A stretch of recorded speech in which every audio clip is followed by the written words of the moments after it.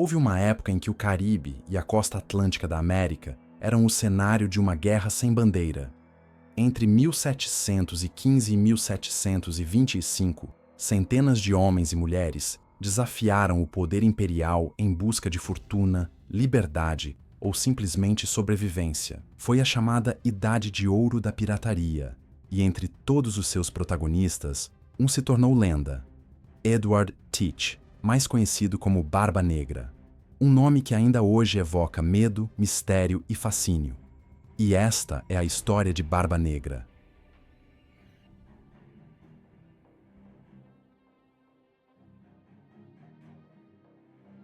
Pouco se sabe com certeza sobre os primeiros anos de Barba Negra. Acredita-se que tenha nascido por volta de 1680, em Bristol, Inglaterra, uma cidade portuária fundamental para o comércio britânico. Alguns registros mencionam-no como Edward Teach ou Tatch, embora até o seu apelido seja motivo de debate entre os historiadores.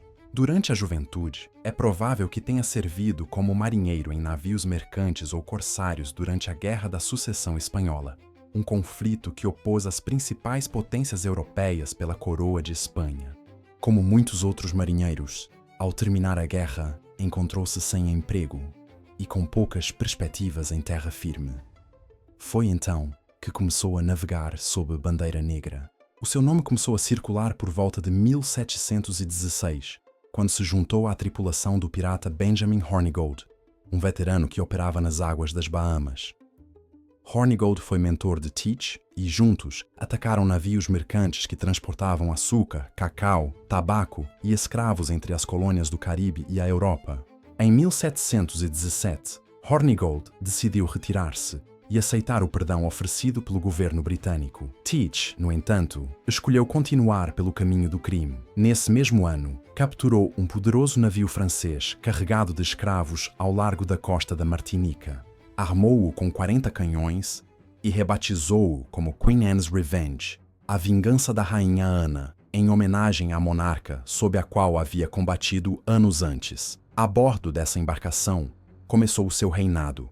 Barba Negra tornou-se rapidamente um dos piratas mais temidos do Atlântico.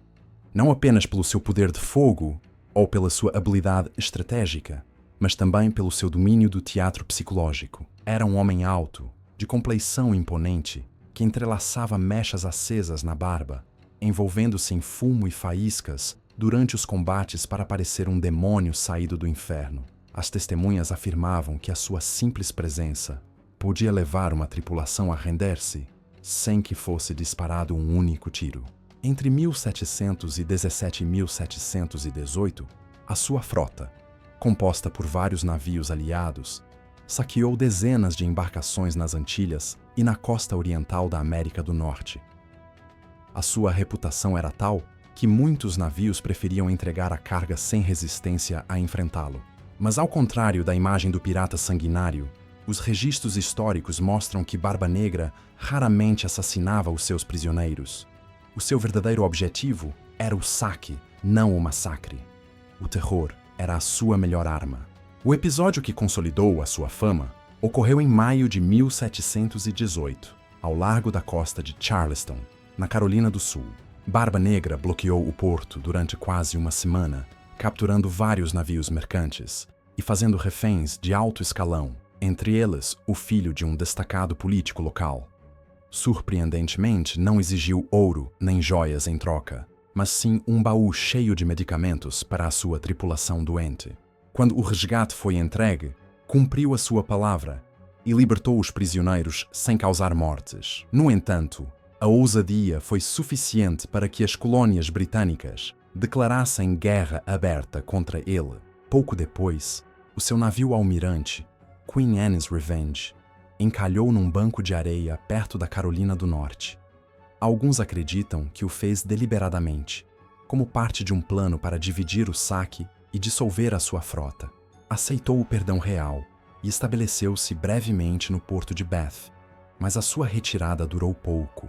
Apenas algumas semanas depois, Barba Negra voltou ao mar com uma tripulação reduzida, atacando discretamente navios ao longo da costa. As autoridades coloniais, conscientes de que o perdão tinha sido um erro, começaram a organizar a sua captura. O governador da Virgínia, Alexander Spotswood, decidiu agir por conta própria e enviou uma expedição comandada pelo tenente Robert Maynard, da Marinha Real. Maynard conhecia a reputação do seu inimigo e preparou uma armadilha. Em 22 de novembro de 1718, as forças de Maynard encontraram Barba Negra na Baía de Ocracoke, ao largo da Carolina do Norte. Logo ao amanhecer, teve início uma das batalhas mais ferozes da história da pirataria. Maynard ordenou que a maioria dos seus homens se escondesse sob o convés, fazendo o pirata acreditar que o navio estava quase vazio. Quando Barba Negra abordou a embarcação, os marinheiros britânicos saíram dos seus esconderijos e cercaram-no. O combate corpo a corpo durou apenas alguns minutos,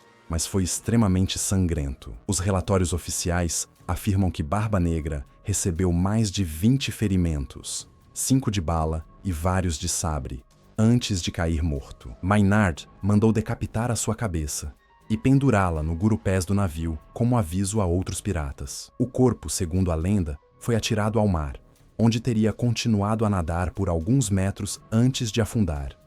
Com a sua morte, a idade de ouro da pirataria começou a declinar.